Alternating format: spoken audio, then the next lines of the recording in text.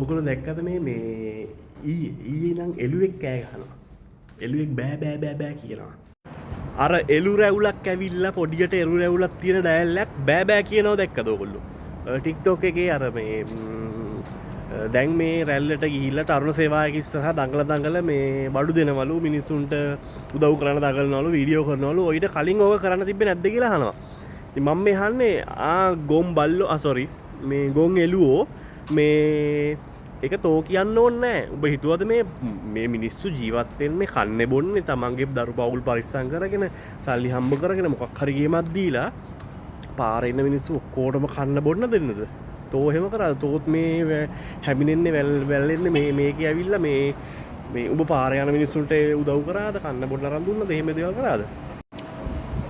අනුන් කරන දේකට උදව්වක් කරන්න බැරි නම් කටවාගෙන හිටපන්. මන් දැන් කලියුත් වීඩියෝ එක කිව්වා.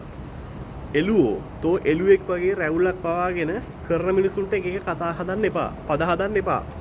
ලංකාවට එන්න ඉන්නේ. ලංකාවට ආවොත් නම් උඹලා හොයන් ඇවිල්ලා ඔය රැවුල කපලා දානවා. අම්මපා කරනවා. මූසල ගොන් තකතිරු කතා නොකිය පාඩුවේ හිටපන්. දෙන්න පුළුවන් තියක් තියෙනවා නම් දීපන්. අපි මේ පිටරට ඉඳන් පුළුවන් විදිහට මිනිස්සුන්ට උදව් කරනවා. ලංකාවට බඩු යවන්න මොන හරි කරනවා. ගොන් ආතල් ගන්න එපා. මේ තත්ත්වෙත් එක්ක මේ මිනිස්සු කරන මිනිස්සුන්ට එපා කරවන්න එපා. කලකිරවන්න එපා. වචනයෙන් හරි උදව්වක් දීපන්. මෝඩ මූසල එළුවා